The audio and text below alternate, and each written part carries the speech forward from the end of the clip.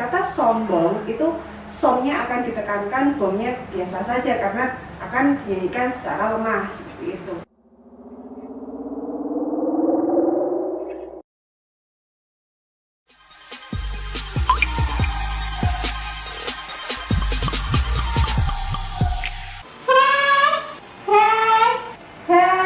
Masih dengan channel Good Teacher. Senang sekali masih bersama kalian hari ini.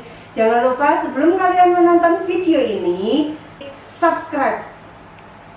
Kita selain ada panjang dan pendek bunyi, pasti kita juga tahu dalam sebuah lagu itu ada kuat dan lemah bunyi. Seperti yang kita tahu, ini adalah lirik lagu Peramah dan Sopan.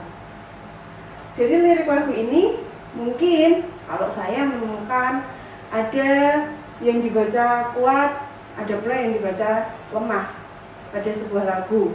Contohnya adalah congkak. Jadi kata congkak itu yang bagian cong, kata cong akan dinyanyikan dengan kuat, sedangkan bagian yang kak akan dinyanyikan secara lemah.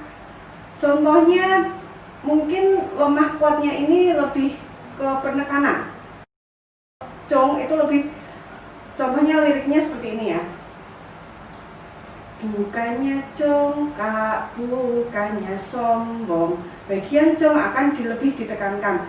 Bukan yang congkak, bukan yang sombong. Bukannya congkak, bukannya sombong. Seperti itu. Jadi bagian sombong, kata sombong itu somnya akan ditekankan, bomnya biasa saja karena akan dinyanyikan secara lemah seperti itu.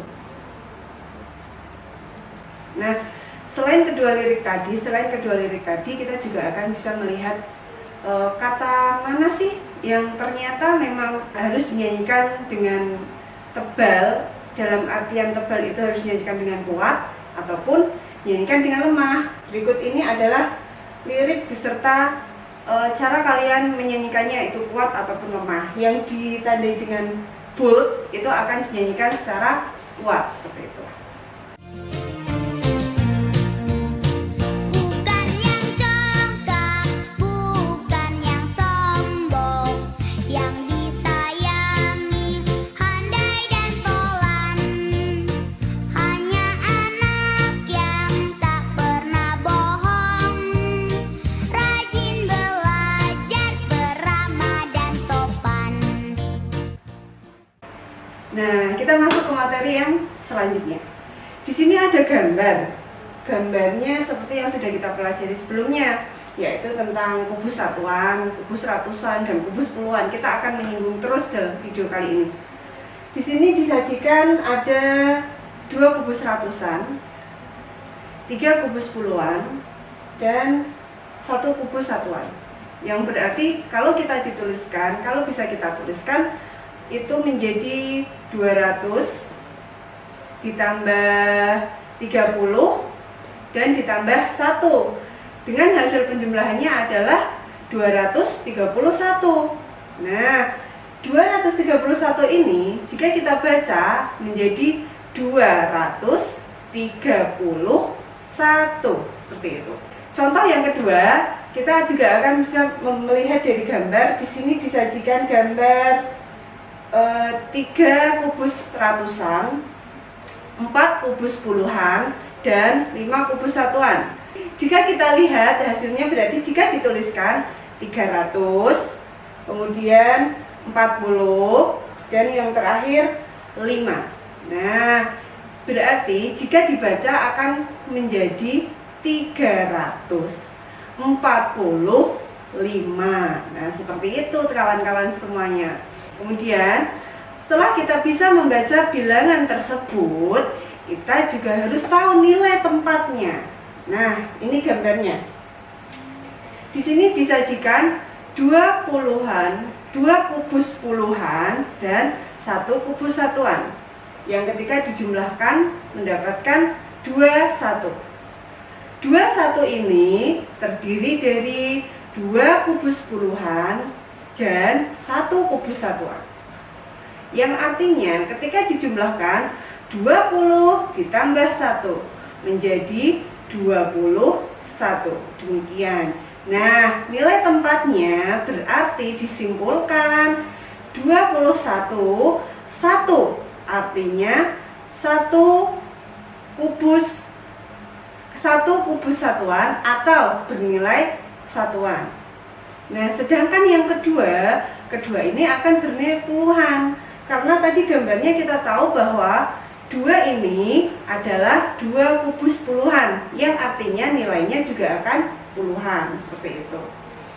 Kemudian contoh selanjutnya, di sini disajikan 1 kubus ratusan, 2 kubus puluhan, dan 1 kubus satuan.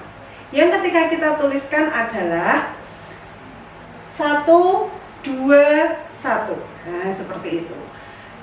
Berarti 1, 2, 1 itu terdiri dari apa saja ya kira-kira?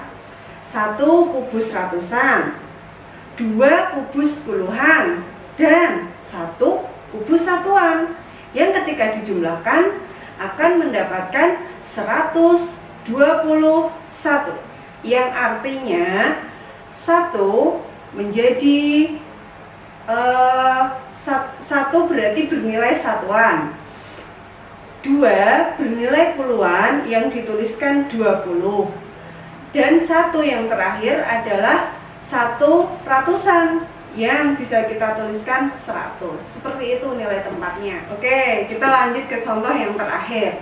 Di sini akan saya bagikan, yaitu 3 kubus ratusan, kemudian 2 kubus puluhan, dan 5 kubus satuan, yang ketika dijumlahkan itu adalah 325, yang terdiri dari 3 kubus ratusan, 2 kubus puluhan, dan 5 kubus satuan. Ya, baik. Jadi 325 itu 5 akan menempati nilai satuan. Ya. Karena 5 tadi digambar adalah nilainya satuan. Kemudian 2 akan menempati 2 akan menempati nilai puluhan yang bisa dituliskan yaitu 20. Kemudian kalau 3 akan menempati nilai ratusan yang bisa dituliskan dengan 300. Itu adalah materi tentang nilai tempat. Nah, karena kita sudah membahas tentang nilai tempat, maka ternyata tidak terasa materi sudah selesai. Jika kalian ada yang ingin ditanyakan atau kalian ingin memberikan komen atau memberikan masukan atas materi yang sudah kita bahas hari ini, kalian boleh menuliskannya di kolom komentar di bawah ini. Jangan lupa ya, komentar kalian akan menjadi masukan bagi kami pribadi di channel Good Teacher. Jangan lupa subscribe, nyalakan loncengnya, like, share, komen sebanyak-banyaknya.